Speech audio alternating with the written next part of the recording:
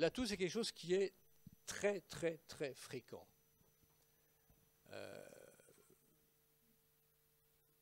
Dès qu'on a une petite infection ORL, on va tousser.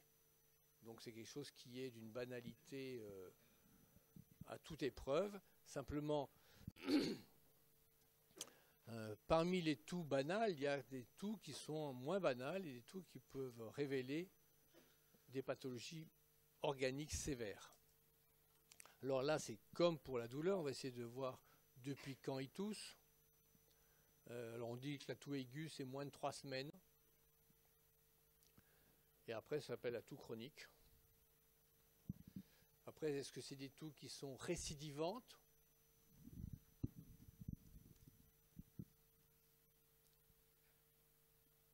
Une notion qui est importante, c'est est-ce que cette toux est sèche ou productive? Si la toux productive, ça veut dire que soit la personne crache, soit elle ravale, mais en tout cas, c'est une toux grasse qui va ramener des sécrétions. Alors que la toux sèche sera peut-être plus irritative. À quel moment elle survient? Et puis vous voyez qu'il y a quelques spécificités de la toux. Est-ce qu'elle est coglucoïde, c'est-à-dire en quinte? Est-ce que c'est une toux spasmodique? Alors c'est quoi la toux spasmodique? La toux spasmodique, c'est une toux plutôt sèche qui survient plutôt la nuit, en deuxième partie de la nuit, et qui peut, mais pas toujours, correspondre à un équivalent d'asthme, et donc qui peut être amélioré par les traitements anti-asthmatiques. C'est le même type de toux qui peut être majoré, par exemple, à l'effort, ou dans des situations particulières de contact avec un allergène ou avec un environnement particulier.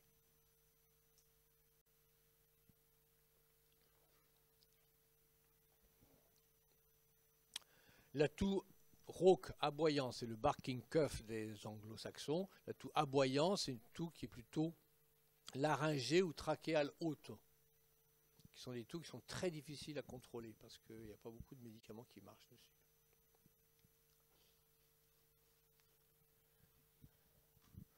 Dans le cas de paralysie récurrentielle, on a ce qu'on appelle une toux qui est bitonale. Et puis il y a certaines situations où la toux s'accompagne ou est responsable d'une syncope. Ça se voit par exemple chez les patients qui ont des trachéomalacies. La trachéomalacie, c'est la trachée qui est trop molle, donc il va s'aplatir à l'expiration ou à la toux. Et certaines fois, ça peut s'accompagner de syncope, de perte de connaissance, ou chez certains adultes qui ont une bronchopathie chronique obstructive. C'est rare la toux syncopale, mais enfin ça existe. Et puis vous avez ce qui est plus fréquent, c'est la toux émétisante, qui veut dire que la toux qui se termine par un vomissement.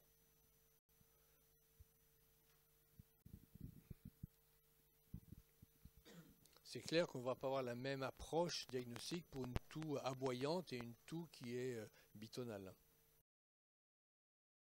Là encore, on va essayer de voir un petit peu les caractères de cette toux. Est-ce que lié au malade, lié à l'environnement, lié à des médicaments? Vous avez par exemple des enfants qui ont la fâcheuse propension à avaler de travers. Donc ils ont un trouble de la déglutition, de l'asynchronisme succion-déglutition, ou dans le cadre d'une maladie neurologique, ils vont avoir des troubles de la commande, et chaque fois qu'ils vont avaler, ils vont tousser. Donc là, on a une cause directe de la toux qui est la fausse route.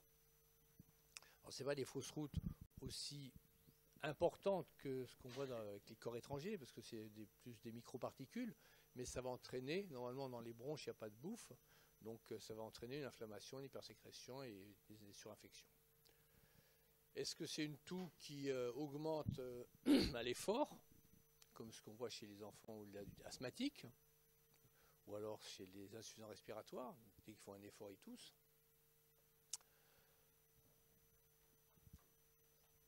Est-ce que c'est le froid de courir dans un environnement froid et sec peut déclencher une toux, comme peut déclencher une crise d'asthme?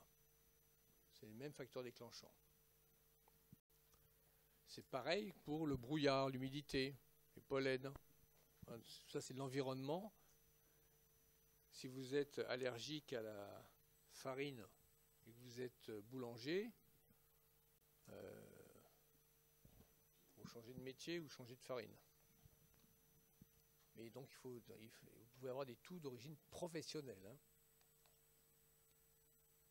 Et puis, il y a deux choses qu'il faut connaître. L'une qui est facile, c'est que si quand vous donnez un bronchodilatateur ou des corticoïdes à un patient qui tousse et qu'il arrête de tousser, vous avez de fortes chances d'avoir affaire à un asthmatique.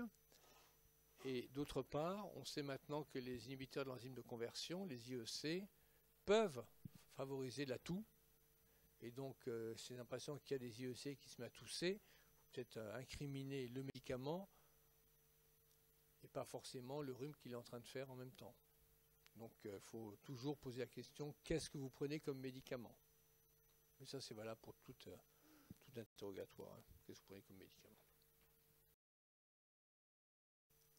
La toux qui est productive, donc elle va avoir une expectoration.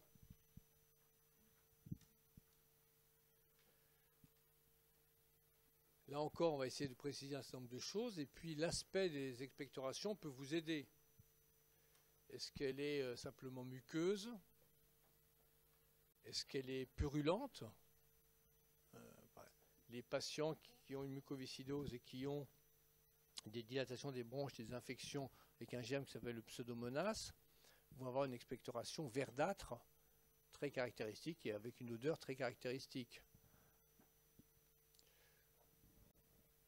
Lorsque vous avez des manifestations d'infection bronchique avec une inflammation trachéobronchique importante, vous pouvez avoir une expectoration qui est un peu muco-sanglante. Dans l'asthme, on a ce qu'on appelle les expectorations, les crachats perlés, qui sont très brillants, sont très riches en éosinophiles, donc c'est un aspect très particulier.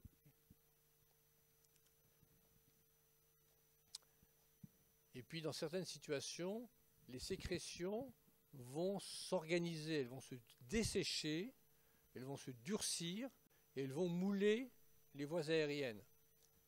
Et si on ne fait rien, eh bien l'arborisation de ces sécrétions va être de plus en plus importante et vous pouvez finalement arriver à obtenir une obstruction complète de tout un poumon.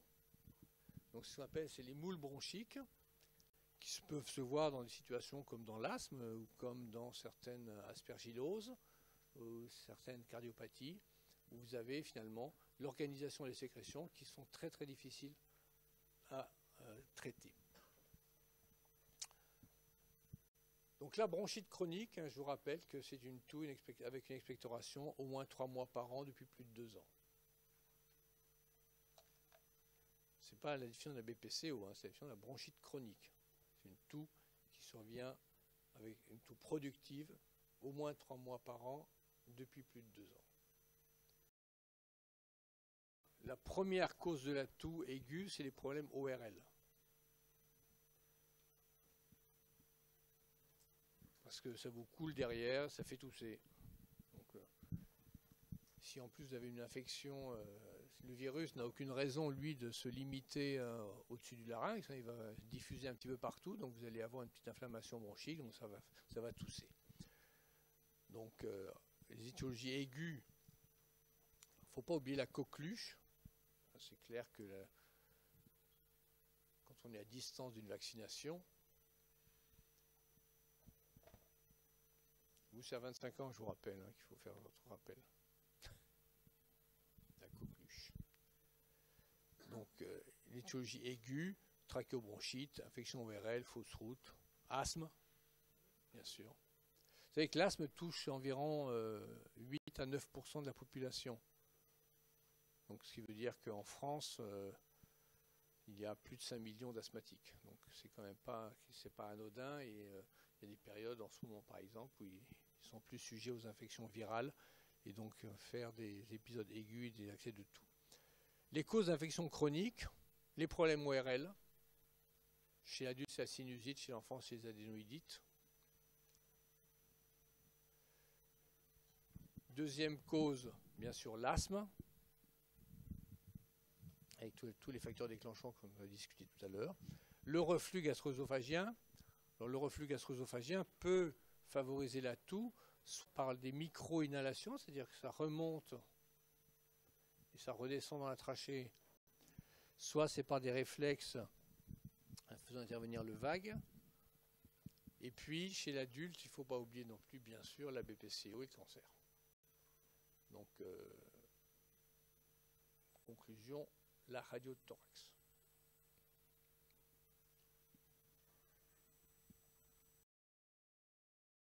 Alors, vous avez là un accès de toux aigu. Vous voyez le corps étranger, là? C'est la vis. D'accord? C'est une vis de 4. Donc ça, c'est un enfant qui était en train d'aider son père, je crois, il avait une vis dans la bouche, puis à un moment, il a fait paf. De l'autre côté, c'est un enfant qui a une incompétence, une incoordination, succion-déglutition, et on voulait lui faire une radio de l'œsophage et de l'estomac, donc un transit œsogastro-duodénal. Et en fait, on a obtenu une belle trachéographie parce qu'il a mis tout le produit de contrat dans la trachée. Donc là, on a la preuve, si vous voulez, que cet enfant fait des fausses routes. Et ça donc, c'est une pathologie d'inhalation qui s'accompagne de bronchopathie chronique. Vous avez appris dans le cours sur la dilatation des bronches que sur un scanner, on a une dilatation des bronches lorsque la bronche est supérieure, le diamètre de la bronche est supérieur au diamètre du vaisseau qui lui est adjacent, et donc quand on peut faire entrer le vaisseau dans la bronche est dilatée. Donc ça, c'est une dilatation des dilatations des bronches que l'on voit d'une maladie qui s'appelle la mucoviscidose, une maladie chronique sévère liée à des mutations que l'on connaît et qui entraîne des anomalies de composition des sécrétions bronchiques avec des sécrétions qui sont épaisses, collantes, qui favorisent les surinfections, en particulier à des germes comme le pseudomonas, et qui vont entraîner une espèce de cercle vicieux où l'infection abîme le poumon abîmé diminue la clairance, l'évacuation de sécrétion, donc les germes se multiplient encore plus, donc abîment encore plus le poumon, etc., etc. Donc on se trouve devant chez des enfants qui maintenant, plus exactement, il y a 30-40 ans, l'espérance de vie était d'entre 5-6 ans. Maintenant, tous les patients qui naissent avec une mucoviscidose, avec les traitements modernes, arrivent à l'âge adulte et l'espérance de vie dépasse 40 ans. Bon, ça reste quand même moins bien. Pour nous, pédiatres, c'est les premières causes de transplantation pulmonaire. Ces dilatations des bronches, donc que vous voyez là, nécessitent une kinésithérapie respiratoire régulière, nécessitent une antibiothérapie à visée respiratoire itérative. Voilà, c'est un autre enfant, vous voyez, qui a également une mucoviscidose. Et ça, vous savez ce que c'est, ça? C'est un PAC, hein, c'est une chambre implantable qui permet de perfuser les antibiotiques sans avoir à repiquer les enfants. Donc ça se met juste sous la peau. Et donc vous voyez que ce qu'on voit là, c'est deux choses. Il y a d'une part les énormes dilatations des bronches qu'on voit très bien là, et puis cette distension thoracique, puisque en fait finalement l'air est trappé et le poumon se distend. Voilà, c'est un autre enfant, vous voyez, qui a également une mucoviscidose. Et ça, vous savez ce que c'est, ça? C'est un PAC, hein, c'est une chambre implantable qui permet de perfuser les antibiotiques sans avoir à repiquer les enfants. Donc ça se met juste sous la peau. Et donc vous voyez que ce qu'on voit là, c'est deux choses. Il y a d'une part les énormes dilatations des bronches qu'on voit très bien là, et puis cette distension thoracique, puisque en fait finalement l'air est trappé et le poumon se distend.